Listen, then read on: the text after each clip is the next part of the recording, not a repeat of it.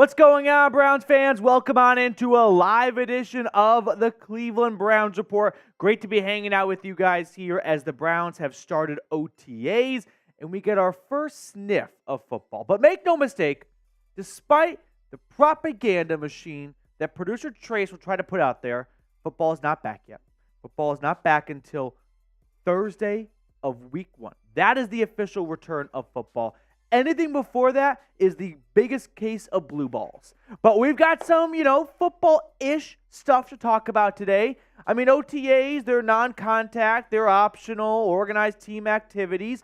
But it is our first look of the 2024 Cleveland Browns. So we're going to break down everything we learned from the first OTA session in Berea, Ohio. But first things first, while we let the audience build up, shout out your city for me in the chat. Let me know where you're tuning in from. I always love to see how far and wide the Dog Pound stretches.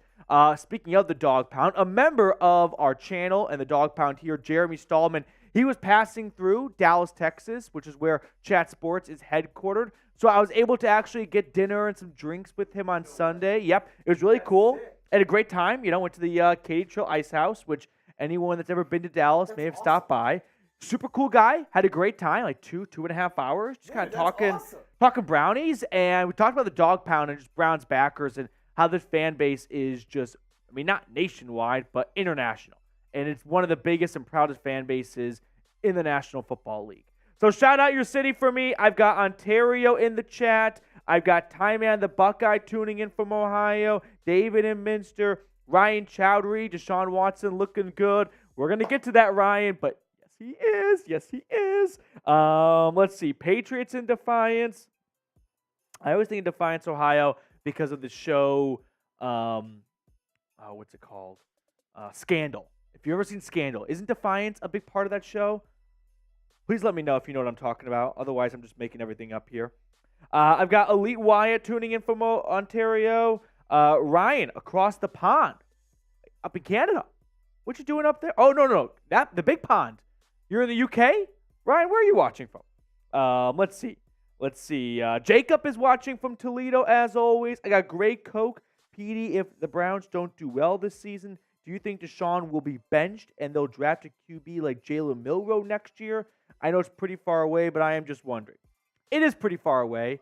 I can't give you a straight answer without knowing how, in this hypothetical you propose, how bad Deshaun Watson looks, right? In this, rabbit hole you're going down, is he an awful quarterback, right? Or is he solid, but the Browns lose some close games and they go 9-8 and just miss the playoffs?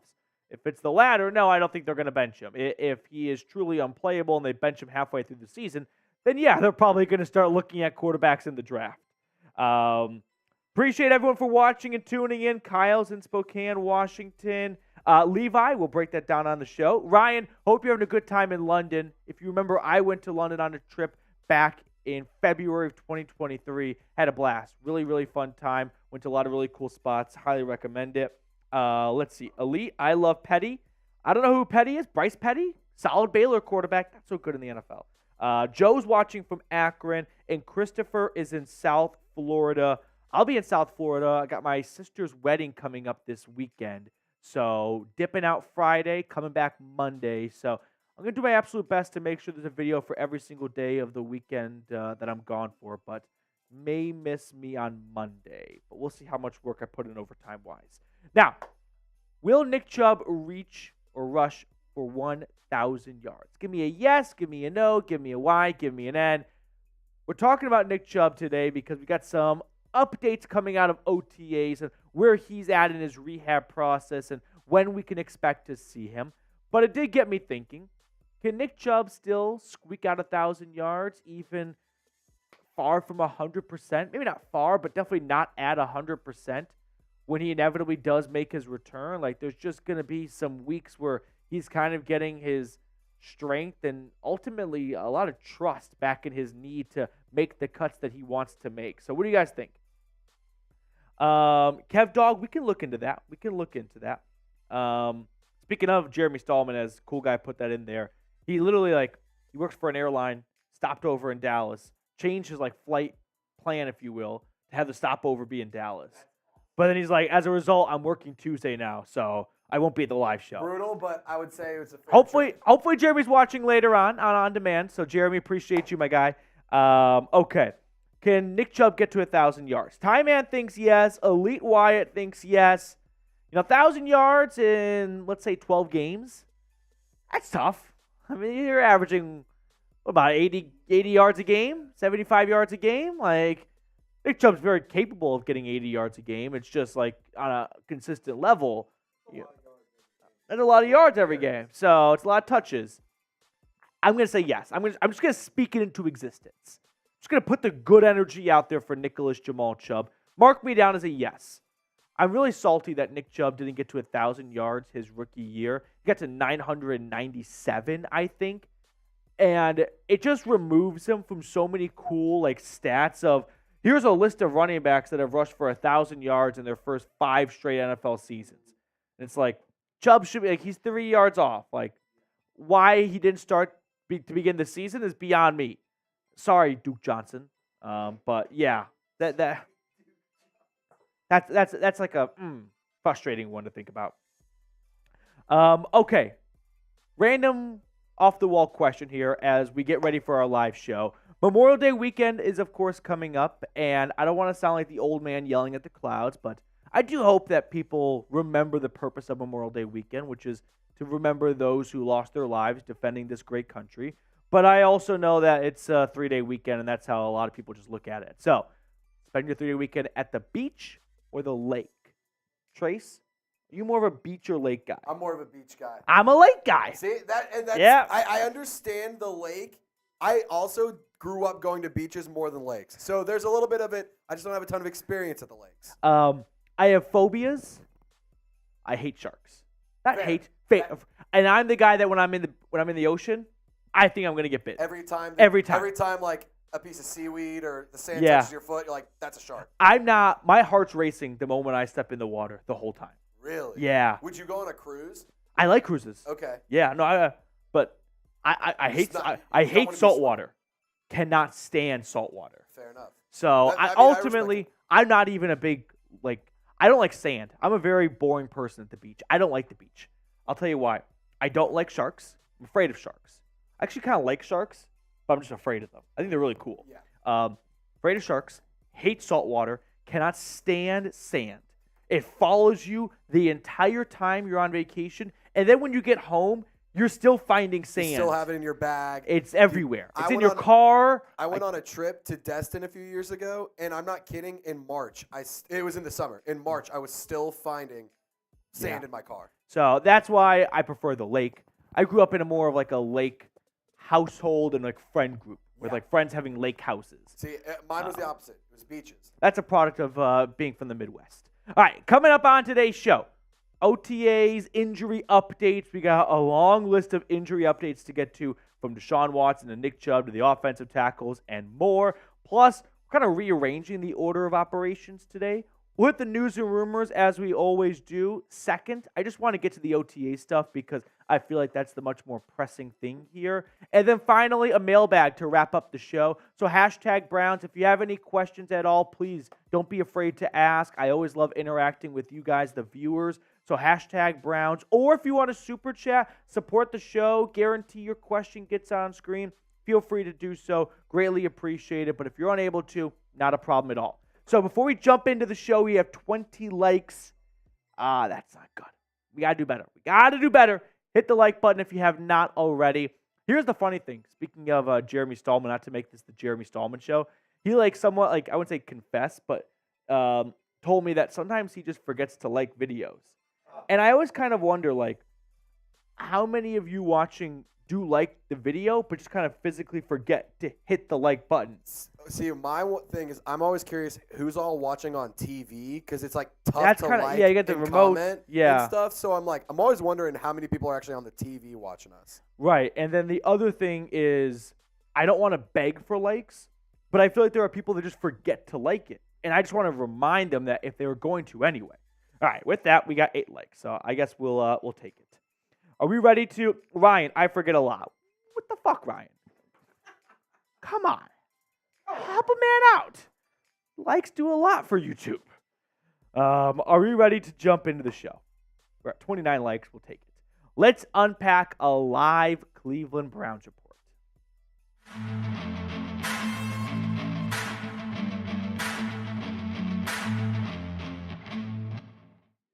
Coming up on today's show, we're going to get into the latest coming out of OTAs as the Browns broke OTAs, we'll say, today. We got our first kind of a look at the 2024 Cleveland Browns. I do want to start off by just getting to some quick news, though, before we get into all that good stuff. The Browns did make a signing. Wide receiver Matt Landers signed on the first day of OTAs.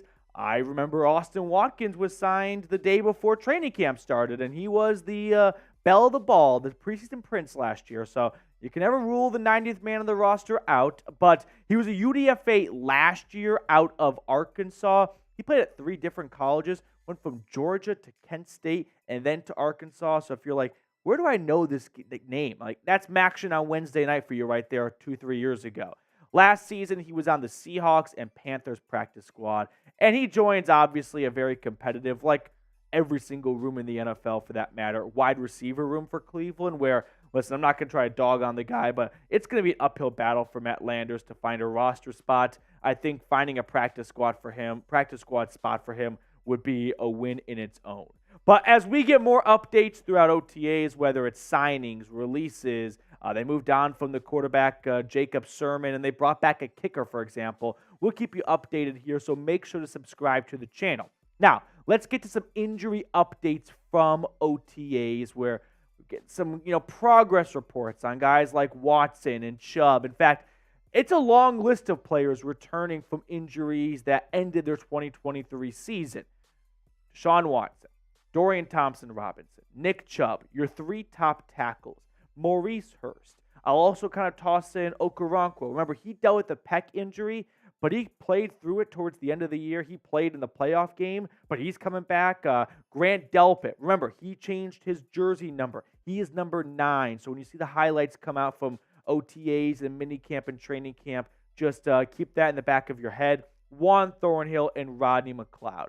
So let's go in kind of an order that I deem from most important to, kind of least important. And that's, of course, going to start with the quarterback, Deshaun Watson, who was throwing today, which is Tuesday at OTAs. However, his plan has him with some scheduled days off. So he is not throwing tomorrow, Wednesday, and that day is open to the media. So we're going to have a lot of boots on the ground reporters tomorrow, Wednesday, but they're not going to see number 4. However, all the reports and all the insider info coming out from Berea is Watson is throwing with his normal velocity and range. The team Instagram account put out some little short clips of him throwing. Looked pretty good to me. I mean, there's no defenders, there's no pads, there's no pass rush. It's just him throwing the pigskin in the backyard, essentially. But you'd rather have him throw it looking good in that spot than not. So he will likely ramp up his throwing, though, throughout OTAs and into minicamp. And there is a 100% belief that he is on track to start week 1 at home against the Cowboys. The bottom line is the Spark Notes, as you walk to class and you Spark Note the chapter of the book you didn't read like I did, Deshaun Watson is on pace to be ready for week 1, and he is on schedule in his recovery. So that is the great news. He's got velocity. He's got the range. Everything is going smoothly in his recovery. That is everything we're being told. So unless everything's a lie, there is good news coming out of the Deshaun Watson injury recovery, because keep in mind, a lot of times we like to think that when players enter the offseason, they just magically get healthy like it's a video game, and their health just goes right up to 100%. No, when you break a bone in your shoulder in November, your body doesn't know, OTA start in May? We got to get this shit going. No, sometimes it takes a little bit longer than that. But for Watson, it looks like he is ready to roll, and this is just a plan to slowly increment his pace and his ramping up process so they don't overdo it in May, because who cares about football in May? We only care about football in September. DTR, the other quarterback who was injured last year, remember, he suffered a hip injury late in the season. I think it was in the Bears game, if I remember correctly. Unlikely to be fully cleared during OTAs, but the goal for him is to be ready for training camp. So with Watson kind of taking a day on, then a day off, then a day on, and DTR still working through the hip injury, expect to see a lot of Jameis Winston and Tyler Huntley. Those are going to be the quarterbacks that are really manning all the 7-on-7 drills. OTAs, there's no pads, there's no contact. So you're going to see a lot of clips of Winston and Huntley leading the charge from the quarterback spot. Nick Chubb now. Let's talk about 24. So not expected to participate in team drills at OTAs or minicamp, according to Mary Kay Cabot. She also mentioned that Chubb could be bouncing in between his hometown in Georgia. He likes to work out at his old high school in Georgia, and then, of course, in Berea at the team facility. So there may be some moments where he's off on the side working by himself or working inside with the trainers, but there is no expectation or belief that Nick Chubb will be at 100% participation level throughout OTAs and into minicamp as well, which that's fine with me. Again, there's a long way to go until the season breaks ground, but the word on the street is Chubb looks good. Just that. I'm not saying Nick Chubb is going to be 100% for week 1 and ready to roll, but the general consensus is Nick Chubb is making good progress, and there hasn't been major setbacks. He began running at the beginning of April, give or take a week or so. So here we are in the middle of May, and I'll leave it at that. Nick Chubb looks good. Now, will Nick Chubb start week 1? Give me a yes or give me a no. As awesome as that would be, I feel like that might be biting off more than the Browns and Nick Chubb can chew. So I think we might see Nick Chubb start the season on the PUP list, maybe even IR, depending on how long they think he could be out for. And we'll see him maybe towards October compared to the start of September. But believe me, I would love to be wrong on that. Let's move on to the offensive tackles now. We'll just kind of go in order by position group here, where the Browns have 3 offensive tackles all coming back from knee surgeries. You've got Dawand Jones and Jed Wills coming back from MCL injuries, and then Jack Conklin coming back from a torn ACL and MCL. So Dawand Jones and Jed Wills, they will both participate in OTAs. Sounds like they're going to be at a full level of participation as well. But like a lot of times when you get guys coming back from injuries, this very well could be a day-by-day case where they're ready to roll the first day, and then they kind of get a rest day. Plus, there's lots of rest in between the OTA session. Jack Conklin, on the other hand, don't expect to see him or number 78 around the cameras during OTAs or mandatory minicamp in June. The belief is that Conklin will be returning in training camp. Now, he suffered an injury earlier than Wills and Jones did, but he also suffered a much more severe injury, and also not the first time he suffered an injury to his knee. So don't hold your breath on Conklin returning for OTAs. However, it looks like Jed Wills and Dawand Jones will be back and be participating throughout OTAs and into minicamp, and that's awesome to see, right?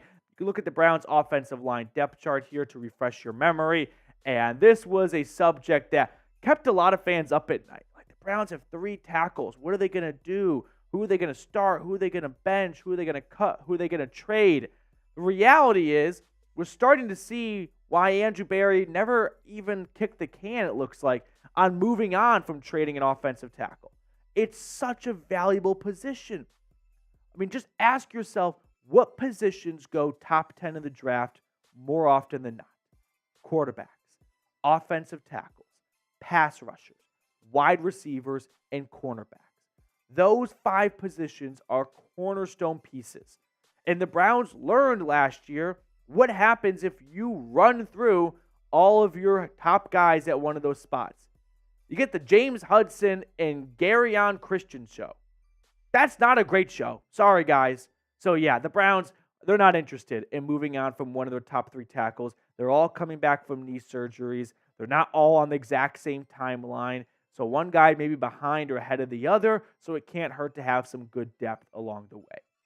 Now, before we get on to the rest of today's show, if you want to get yourself an awesome Cleveland Browns USA themed t-shirt, go to chatsports.com/CLEUSA. I put that link in the comments and description. Not too late to get yourself a brand new Browns USA themed t-shirt for Memorial Day weekend, the 4th of July, or if you plan on just, being outside, barbecuing at the lake, at the beach, and you want to rep your favorite country and your favorite team at the same time, then go ahead and get yourself a Browns USA themed shirt today. Let's switch gears to the defensive line now. Maurice Hurst expected to participate and return from his torn pec he suffered during OTAs. Hurst and Obo Okoronkwo, both guys coming back from similar-ish injuries, if I remember correctly. Yeah, and both guys expected to be ready to roll for OTAs and minicamp. You can look at the Browns' defensive line, similar to the offensive line, just to refresh your memory for what Cleveland is working with going into training camp. But Maurice Hurst, I'm sure there'll be some, patience and not wanting to push the envelope. So you'll get some more glimpses at the Browns' second-round draft pick, Mike Hall, out of Ohio State. Mike Hall is definitely a storyline to watch for during OTAs because he's one of the younger guys, of course, not even 21 years old. I think he's turning 21 soon. But anywho, Hall, he was really cool and really fun to watch during rookie minicamp. Showed off his explosiveness and his great first step and whatnot. So we're going to get some nice Mike Hall highlights. But ultimately, when it comes to the offense and the defensive line, the trenches in general, when there's no pads on, you really can't get a fair assessment or grade on any player. So when that's the case, the guys that are more athletic than others tend to stand out a little bit more, a.k.a. Mike Hall. Some other guys I want to run through really quickly. Grant Delpit, Juan Thornhill, Rodney McLeod. Your top three safeties last year who all either spent time on IR or missed a lot of time. They are all back from their respective injuries. They are expected to be good to go for OTAs and into minicamp.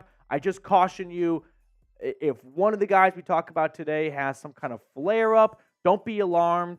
That's very common, and you just kind of rest it, and you wait till training camp because there's no sense in pushing one of your starters this early in the year. So now the goal is everyone just stay healthy. Easier said than done, but just stay healthy. I mean, that's it. There's really no other way around it. That is going to be the only thing that I think could be the demise of the 2024 Cleveland Browns. They flew close to the sun last year with all the injuries, and they were able to persevere and start 5 different quarterbacks and win 11 games. But I don't want to repeat that. So just stay healthy. Now, who are you most excited to see return from injury? Let me know in the comment section below. Could be Deshaun Watson, Nick Chubb, one of the offensive tackles, one of the safeties we just looked at. Give me your response down below in the comment section. I'll be looking. For me, I'll go with Nick Chubb, right? Nick Chubb, the heart and soul of this team in a lot of ways. I mean, one of the longest tenured players on this team after, Joel Petonio, Myles Garrett, David Njoku. Chubb back in 2018, the second-round pick. You look around him, all of a sudden he's one of the kind of older guys on the roster, or the more longer tenured players on the roster. And everything he's done for the city of Cleveland, this team, the leader he is, everyone's rooting for Nick Chubb. So, yeah, I'll be a sucker, and I'll go with Nick Chubb, my favorite player, on his road to recovery. And I can't wait for him to kick rehab's ass even more. All right, we got Trizzy Trace on the 1s and 2s today. Mr. Trace, which card would you like to select for our pick card to end the show? I'm feeling the 7 of diamonds today. Drop like half the cards. Okay, you said 7 of diamonds? 7 of diamonds. All right. Locking it in. Give it 2 more cuts. Get your comments in, too. Get your predictions in. Get in the chat right now. Get in the comments. Man going 8 of clubs. Levi, 3 of clubs. Ken G, ace of spades. I'm going to go ace of hearts. I like it. 9 of clubs. 9 of clubs. Not going to lie, you had me. 9 of clubs. All right, that will do it for us on today's episode. Thank you guys so much for tuning in. If you enjoyed our content, leave us a like, a comment, subscribe, all that good stuff. It does a lot to help grow the channel. So really appreciate all of you that are frequent flyers here at the Cleveland Browns Report. We got some Super Chats rolling in. Let's go. Super Chat rolling in. I think I saw one fly in from... Was it Levi Mayfield? Indeed it was. And Ken G. Let's go, Browns. Ken, appreciate you. Feel like I haven't seen you for a few weeks, but you can correct me if I'm wrong. Nevertheless, so good to see you back, Ken. Let's go, Brownies, dude. And then we got one from Levi Mayfield. Yeah, Levi, sorry. The software, for whatever reason, is not cooperating. I'm just going to read it out loud, and then Trace will get it on screen in a more manual fashion. It just takes an extra minute. Levi said, I'm pumped for this season. So excited to all of our guys come back and put some work in and put us back in the spotlight.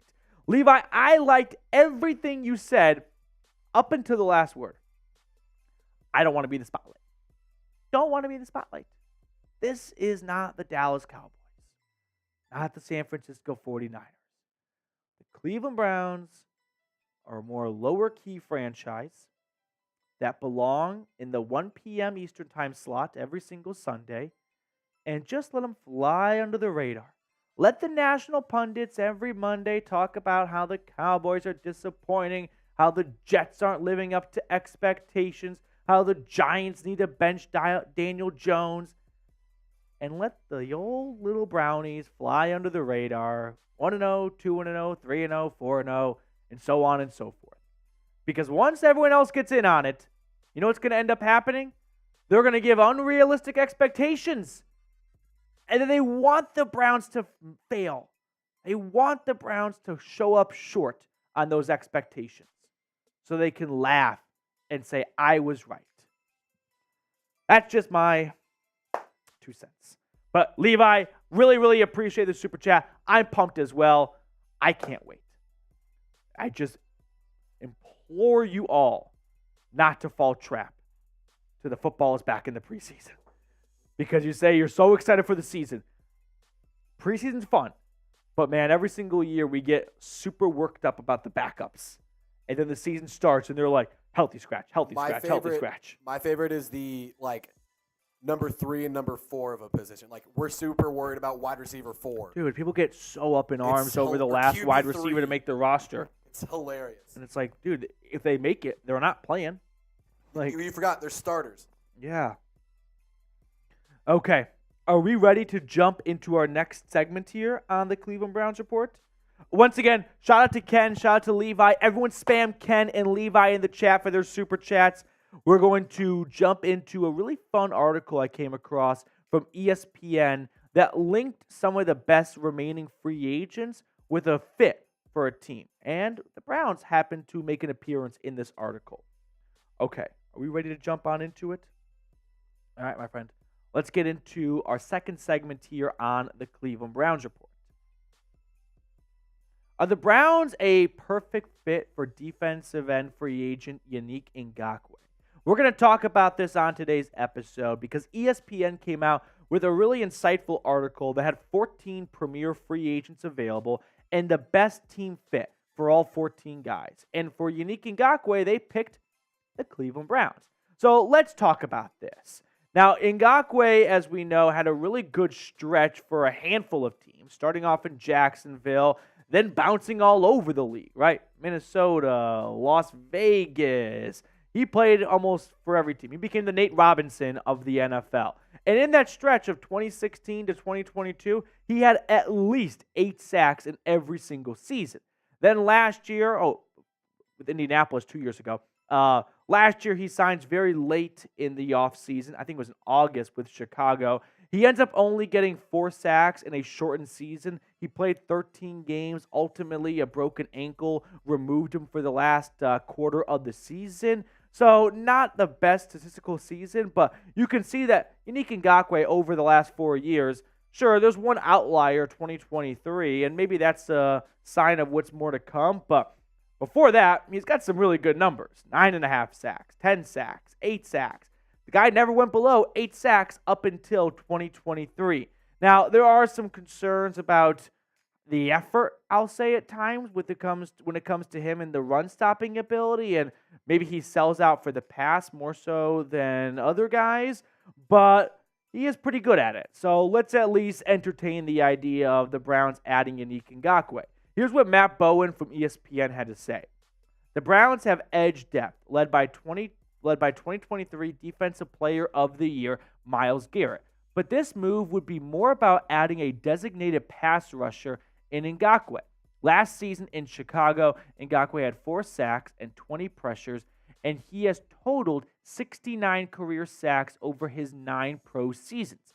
Signing Ngakoue to a 1-year deal would give defensive coordinator Jim Schwartz another rusher to scheme for in true passing situations. I don't disagree with what Matt Bowen says there, right? I love how he kind of invented a DH for defensive ends in the NFL. But yeah, you can't dismiss just the idea or the notion that Andrew Berry and or Jim Schwartz would be interested in adding another pass rusher. Andrew Berry has a long history of always bringing in pass rushers every single offseason. And when you look at the offseason additions at the defensive end position, it's a lot lighter this year than previous years. Now, a couple reasons to that. One, he drafted some guys, Alex Wright, Isaiah McGuire, that he's looking to see take a step forward in 2024, and he wants to give them the opportunity and the snaps to do so. He re-signed Darius Smith, but still, there is something to be said about, like last year, he added 3 defensive ends. Year before that, he added 4. Alex Wright, Isaiah Thomas, Jadeveon Clowney, and Chase Winovich. Year before that, signed Jadeveon Clowney and Tack McKinley. So, historically, Andrew Berry is kind of due to add another pass rusher.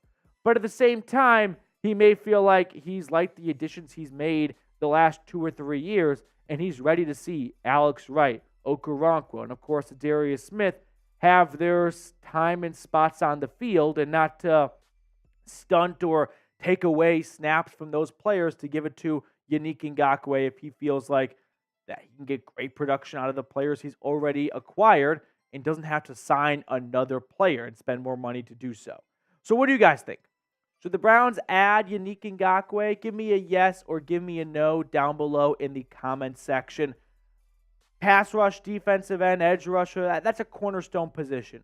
And a lot of teams feel like you can never have enough guys at that spot. And they're not wrong, but the Browns' defensive line, it is quite crowded. So I'm content with the current defensive ends. I'm not in the camp of the Browns have to add another defensive end, right? No, I feel like if everyone they have on their roster right now stays healthy going into week 1, this is a defensive line that can generate a lot of pressure and can get after the quarterback without the services of Yannick Ngakoue.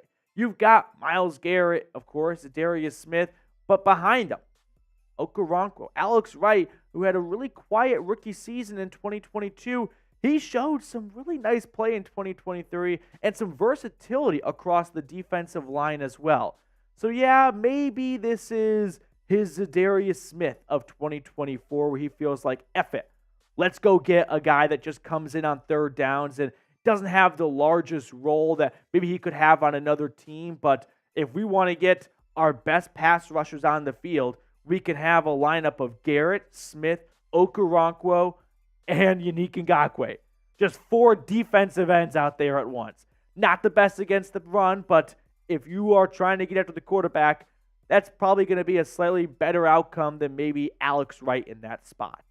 Now, of course, you've got Myles Garrett, and I don't need to really add anything on more to what Myles Garrett is capable of doing for the Browns when it comes to adding pass rushing help. But if you're adding Yannick Ngakoue, it's to maybe supplement some of the snaps you were going to give to, I would say, Okoronkwo. Like, Darius Smith is going to maintain his starting spot opposite of Myles Garrett. So when you look at Darius Smith and Okoronkwo a season ago, unfortunately, Okoronkwo missed some time towards the end of the year, but he had some really good games in the beginning of the season, right? I mean, finished the year with 31 tackles, 12 tackles for loss, 4.5 sacks. Pro Football Focus ranked him 62 out of 112 qualifying defensive ends, middle of the pack for a backup defensive end. Sure, you'd always like to have everyone be in the top 10, top 20 of every list, but that's just unrealistic. And for what it's worth, Yannick Ngakoue, he ranked 111th out of 112 qualifying defensive ends last year. So if you're in the camp of, no, not interested in Ngakoue, I hear you. You can make a very sound argument that Okoronkwo is on a better path for 2024 than Ngakoue is, who wasn't the best last year and comes off a broken ankle.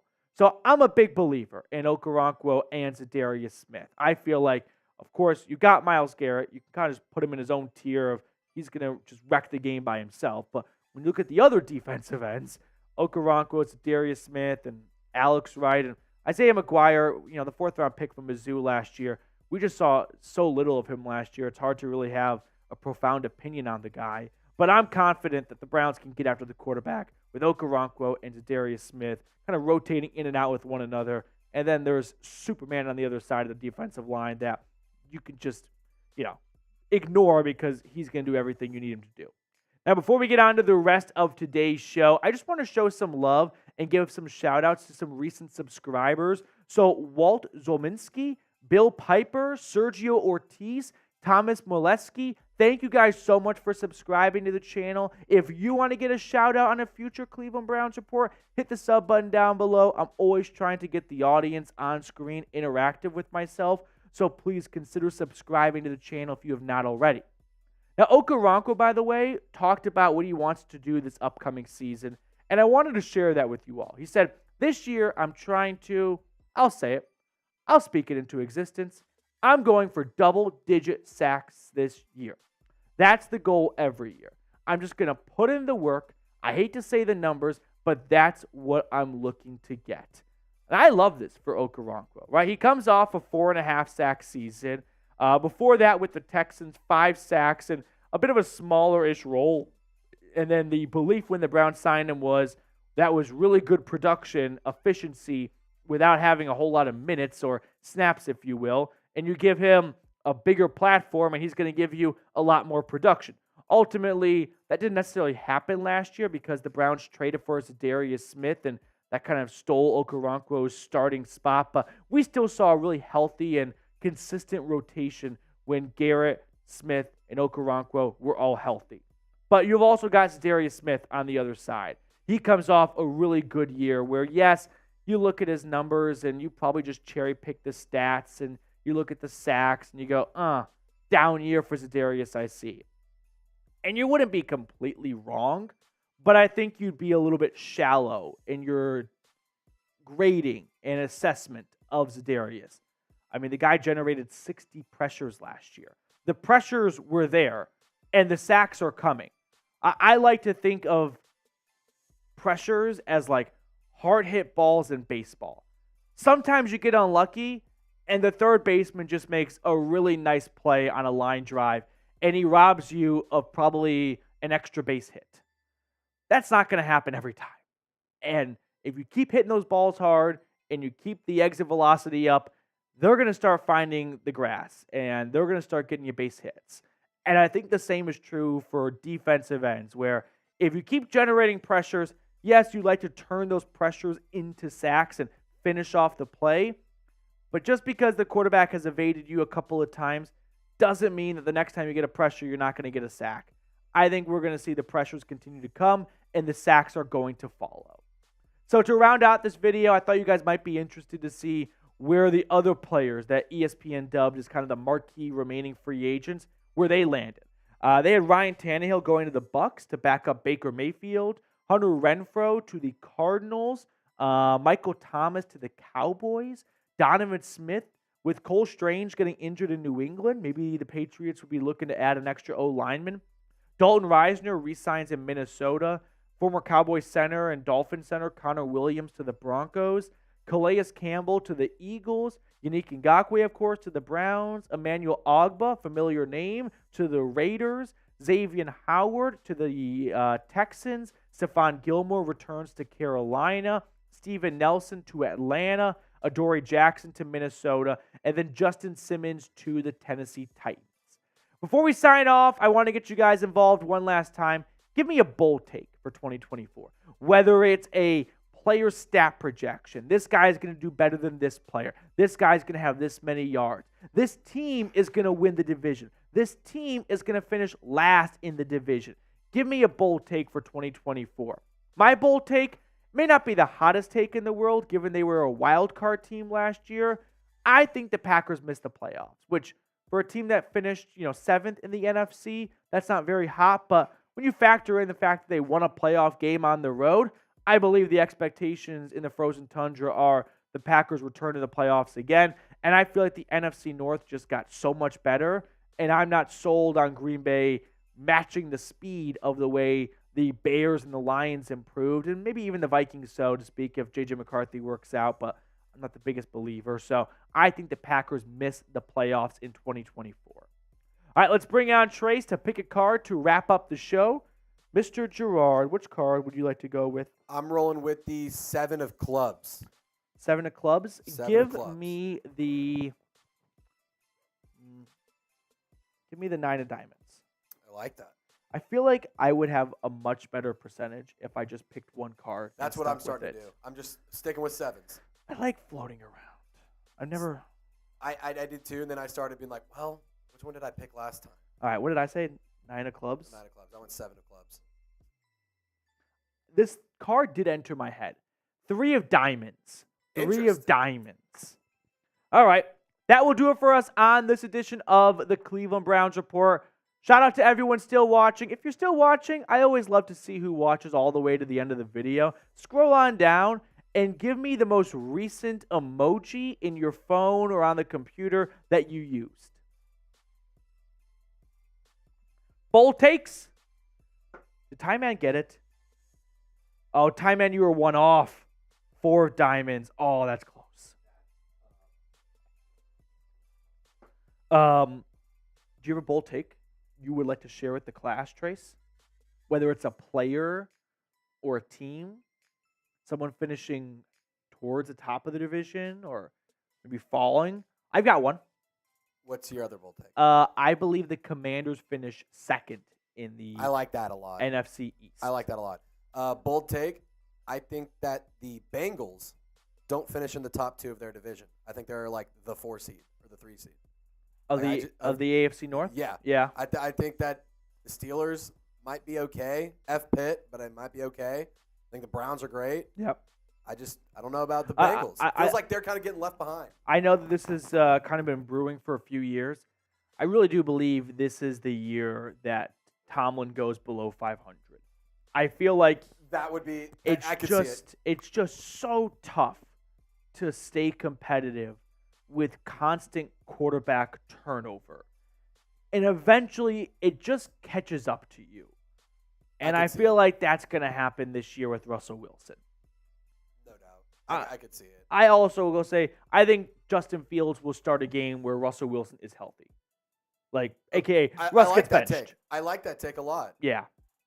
Hot take, Mac Jones starts a game this year, whether it's injury or because Trevor Lawrence isn't playing well. Dude, what was it? Bleacher Report had this headline. I tweeted it out. It was like, NFL rumors. Jaguars are looking to extend Trevor Lawrence despite trading for Mac Jones. It's like, did you really think them trading for a backup quarterback was going to get in the way of extending Trevor Lawrence? Like, that was the hurdle in this extension conversation? They were both first-round picks, dude. It's always crazy when a team acquires first-round picks from the same draft. Like the Browns having Jed Wills and Jerry Jeudy together. Like, if I told Browns fans on draft night, do you want Wills or Jeudy? And they were like, let's go with Wills. I'm like, well, you're going to get both soon. Yep. They'd be like, oh, my gosh, we're going to be the best team in the NFL. No doubt. Like, when first-round picks quickly move around, you just feel like you're on top of the world. Like, we're getting all the first-round picks. They got to be good, right? Just to change the scenery. All right, next up on the show, we've got a mailbag. So we need some more questions. Give me your questions via hashtag Browns in the chat. Or if you want to be like Levi Mayfield and Ken G and Super Chat, guarantee your question gets on screen. Feel free to do so. I'm going to call out a couple people by name to get some questions in. I want to see Jersey Dog get a question. Rusty, get a question in, Rusty. Rusty's always here, I feel like. Scott Zappa, longtime viewer of the channel. Let's get a question, Scott. I'll say, if you get a question in, there's not a lot in there. So our system will more than likely pull your question before anybody else's. So, also, like, the questions can be takes, right? It can be just general thoughts. You could put in ideas if you like, you know what I mean? Hashtag Browns. I think they win 15 games. Yeah, something easy. Like That's easy. So get those questions, thoughts, trades, or ideas, I should say, in there right now, or trades if you want, I guess. Appreciate everyone for getting the questions in and have already. Let's see. Get some shout-outs here. Ooh, Levi, that's a good question. We'll end our mailbag with that question from Levi. I like that one a lot. Cool guy getting a hot take in. I like it. I just appreciate I appreciate the confidence to put out a hot take. People are so afraid to give opinions online because they're afraid that they'll be exposed for being wrong. Would you rather be wrong or not remembered? Facts. That's also the thing. You're going to be wrong at some point. It's okay. Yes, exactly. That's okay. Everyone's wrong at some point. Now, when you're like Stephen A. and you incorrectly predict the finals, like 7 straight years, that's just funny. Like, it's a coin flip. There's just 2 teams to pick from. It's one thing if you don't pick the correct finals winner before the playoffs begin. Like, you got a 1 in 16 chance, essentially. Maybe, lessen the odds and remove the 8, 7, and 6 seeds. Like, you got a 1 in 10 chance. But I love the Stephen A. clip of, this is the year the San Antonio Spurs win the trophy. And it's like it's Miami Heat. Like, LeBron James has won it all. Well, and it turns into a good bit, too, when you start getting it wrong all the time. You're like, it's just a joke at this point. Yeah. All right. Are we ready to jump into our mailbag? All right. Once again, if you think of a question and you want to guarantee it gets on screen, super chat, and we'll throw it on for everyone to see. We'll end the video with the absolute ending of it will be Levi and Kenji super chats. Yep. Okay, let's get into our mailbag. Mailbag time here on the Cleveland Browns Report. I'm answering questions that our wonderful, beautiful viewers asked during our live show, which airs every Tuesday at 5 p.m. Eastern. So come hang out with us next Tuesday if you have a question you want to ask. First one rolling in from Burrito Fanatic. I do appreciate the avatar image there because Chipotle, if you're watching, they should be locked up for highest of treason for reducing the portion sizes and increasing the prices. Blasphemy. All right. Will Jerry Jeudy or David Njoku have a better season? Good question. Good question. I'm going to go with Jerry Jeudy. I feel like Jeudy will have a better season because I think if Deshaun Watson plays the entire 17-game season, over that 17-game span, Jeudy will be the beneficiary more of what Watson and maybe a little bit of Ken Dorsey want to do offensively and schematically than David Njoku. Now, I'm not trying to say Njoku's going to have a bad year because of this at all, but I just think there is some truth to if Watson is out there for all 17 games, which guy is going to have a better season? And the usual way to answer that question is, who will the quarterback target more? Is he going to go to Jeudy or is he going to go to Njoku? Because Njoku can't catch passes that aren't thrown his way. And when we look at David Njoku's stats with Deshaun Watson versus without Deshaun Watson, since Watson joined the Browns, I mean, they're not really close at all. Like, he's played more games without Watson than with. But even when you just average it all out, 3 targets more without Watson. Grabbing a half more without Watson.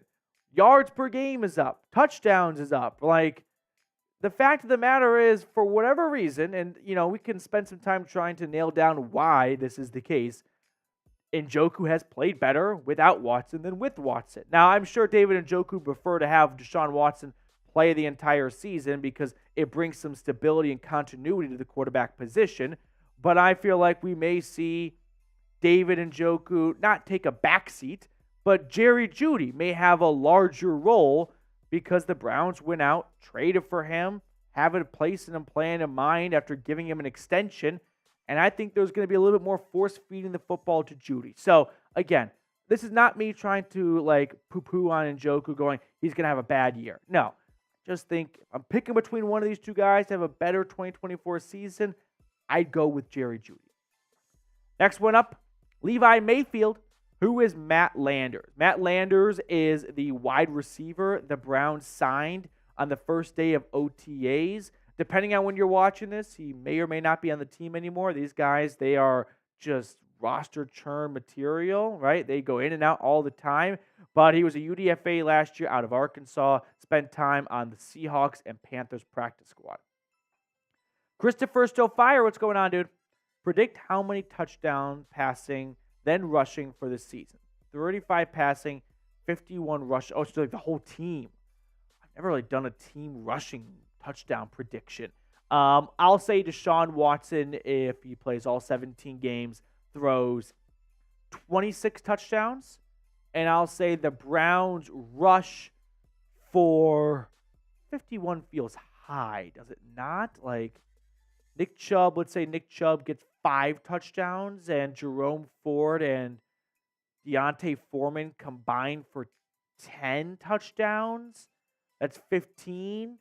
You get 2 from Watson. That's 17. Maybe a few other like random players like a Pierre Strong Jr. or like a fullback dive. I don't know. I'll say Watson throws for 26 and the team rushes for 30 touchdowns. That would be 51 rushing. That's a big number, too. They're not going to have 51 rushing touchdowns. Ty Man the Buckeye. Hot take.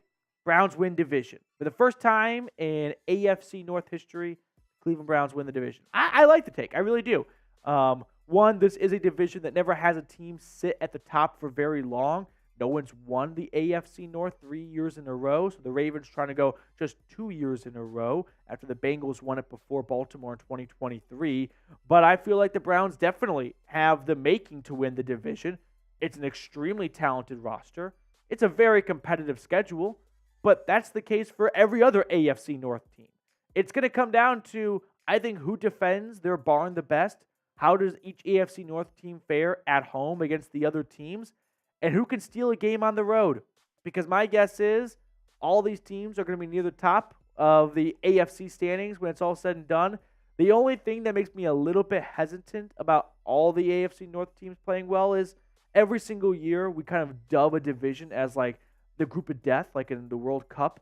And then it never really happens. Like the AFC West was like that. Russ's first year in Denver, Devontae Adams in Las Vegas, and it was the opposite of that. So I think the Browns very capable of winning the AFC North. My gut tells me, though, I think the Ravens win it. The Browns finish second. The Bengals finish third. And the Steelers finish last. Joshua Miller, what's going on, dude? Hot take. Cooper won't sign the contract extension and will be traded by the... No, Josh. Stop it. Stop. No. Amari Cooper's not getting traded. And I'll tell you why. The NFL trade deadline is not late enough in the season for the Browns to feel like we need to surrender and start getting assets. It's just not going to happen. It would require the Browns to be like 0-8. This team is too good to go 0-8. Like they could be 3-5 and they still wouldn't sell. So no, I don't think the Browns trade Amari Cooper under any circumstance. And I think Amari Cooper turning 30 years old in June would be very, I wouldn't say grateful, but eager to sign a contract extension. Like, sure, he's played his best 2 years the last 2 seasons, but if the Browns give him, 2-3 more years with a lot of guaranteed money, I'm sure he'd take that up. I'm sure he would take that up over passing on that and betting on himself to what? Get a few more $1 million in free agency elsewhere? Like, unless the Browns completely lowball him, I feel like we're going to see Amari Cooper sign an extension before the season gets underway. Before we get to the rest of the questions on today's show, if you want to get yourself a Cleveland Browns USA themed t-shirt, we've got them at chatsports.com/CLEUSA. I put the link for everyone in the comments and description of today's video. But up your Browns wardrobe and your red, white, and blue wardrobe, chatsports.com/CLEUSA. Joshua Miller, yet again. Will Cade York kick in at least one game this year? Good question. Dustin Hopkins does have a little bit of a history with injuries. Of course, he ended last year injured. So I don't think it's a 0% chance Hopkins misses a game. I would think there's a chance that Hopkins may miss a game. I mean, he's done it before plenty of times, so put me in for yes, I suppose. It's still so strange that Cade York is back. Like, that was not something I had on my bingo card at all. But once it kind of happened, you're like, yeah, like I'm sure us, the fans, kind of thought there was so much drama behind the release of Cade York. when ultimately the Browns were making a business decision going into the season, not leaving it up to the kicker, which how many times was Dustin Hopkins called on last year and he delivered? Cade York have done that last year? No. Not after the preseason he had. So for the Browns to bring him back and maybe start a little bit of a rehabilitation process for him, and Dustin Hopkins gets injured again, hopefully they feel confident in Cade York 2.0. Levi Mayfield, 0-10, you think we could have 2 1,000-yard receivers this year? I don't really get the 0-10 part. Oh, scale of 1 to 10.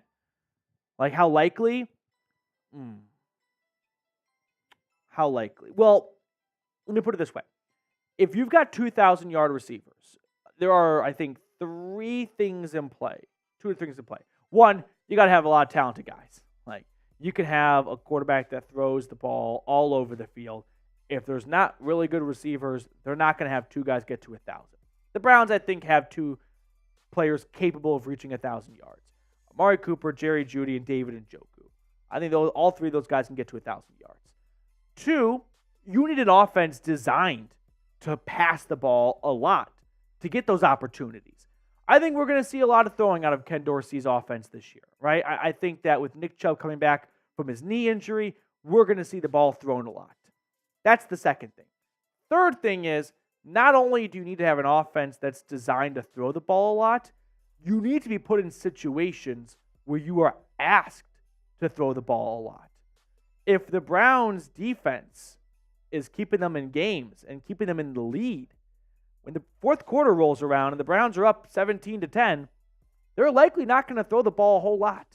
So it'll be tough for a wide receiver to get to 1,000 yards if in a lot of these games in the fourth quarter, they're not trailing by 2 touchdowns and going 4 verts every single play. So for that reason, I feel like as talented as Cooper, Jeudy, and Njoku may be, there may just not be enough opportunities because the Browns, I hope, are not trailing because they've got a really good defense to get to 1,000 yards.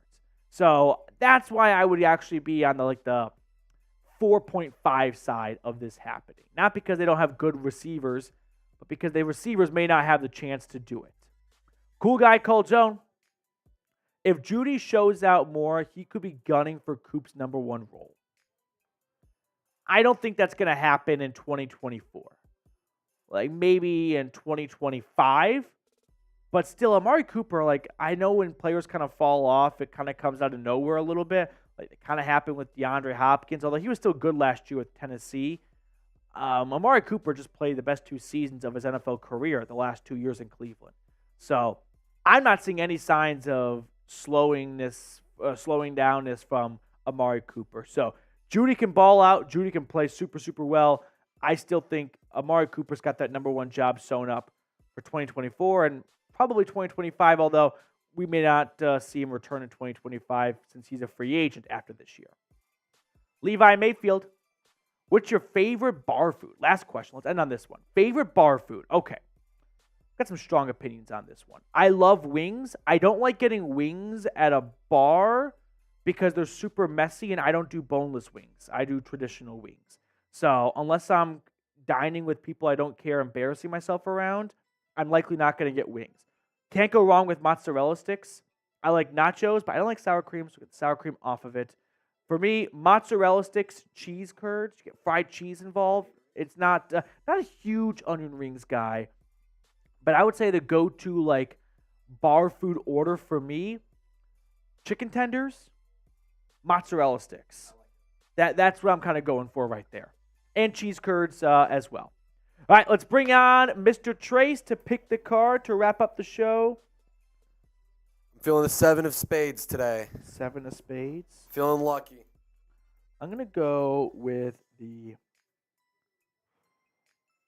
Jack of spades. Ooh, sticking with the spades. Yep. You ready? Let's do it. It is a spade. It's the 3 of spades. Oh. We had 3 of diamonds. Now we got 3 of spades. Wow. 3 of spades. All right. That will do it for us on today's show. Thank you guys so much for tuning in. Really appreciate all of you that watch our content from start to finish. If you liked our video, leave us a like, subscribe, all that good stuff. And we will sign off, and we will see you all later with more Browns news and rumors content. Ken G, super chat from earlier. Ken, shout out to you. Thank you so much. We had Ken G's. We also had Levi Mayfield with a $10 super chat. Levi, thank you. Appreciate everyone that sends in super chats to support the channel. If you want to get on screen like Levi and Ken, super chat, and we'll toss it on for everyone watching to see. All right.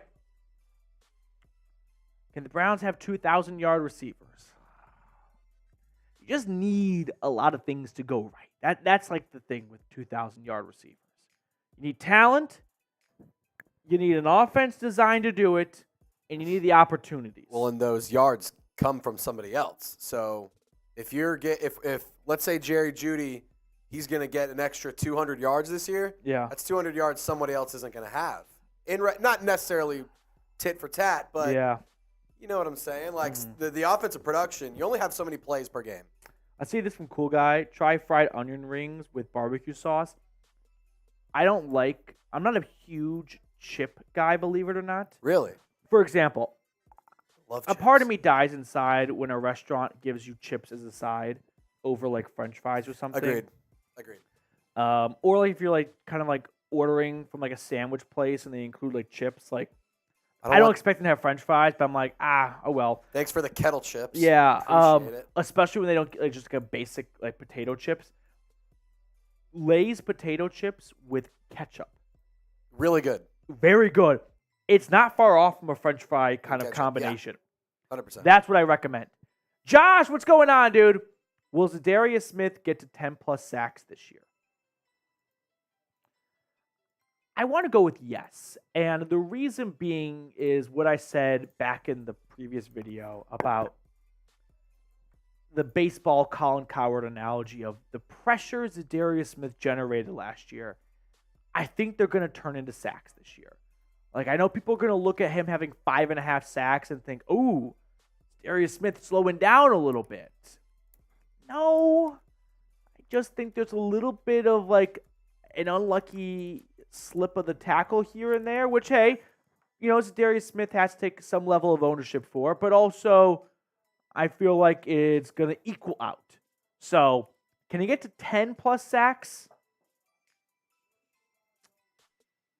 Garrett always attracts a lot of attention, but teams don't look at Darius Smith as like, who the fuck is that UDFA scrub? Like, we don't need to worry about him. Like, Darius Smith also generates and gets attention as well. So I'm gonna go with no, and that's not like a slight at Darius Smith.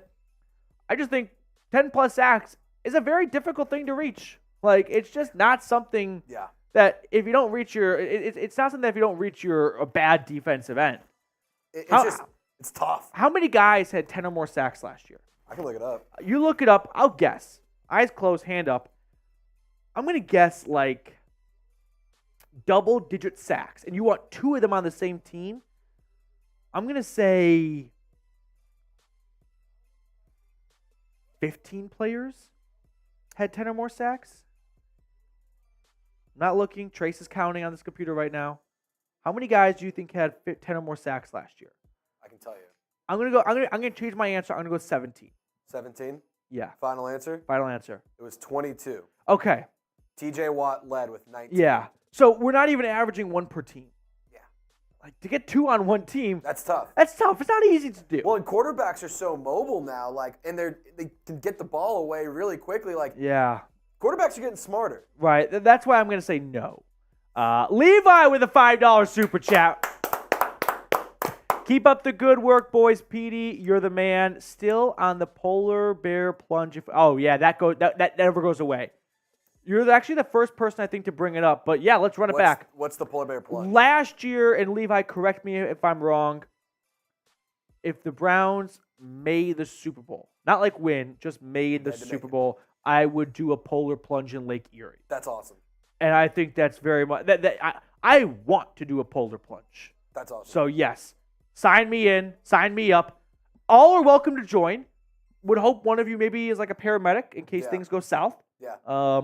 We could have a scene from like Deck the Halls, in the back of the car with Danny DeVito and Matthew Broderick. Yep. That's quite the Cleveland Browns report bonding, if you know that scene I'm talking about. But Levi, I'm in, dude. Joshua Miller, $2 super chat. Is the Browns' reputation on the line this year?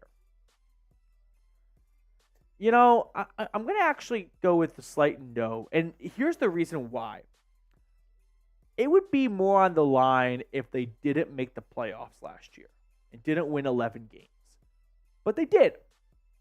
And that really showed that the Browns' plan and the roster assembly by Andrew Berry, it worked. They won 11 games. So if they don't have as great of a year next year, we could look at that and go, okay, back-to-back disappointing seasons. Yeah.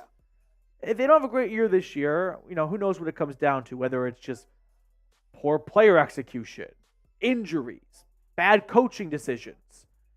But I'll be like someone inclined to go, how can you dismiss the Browns?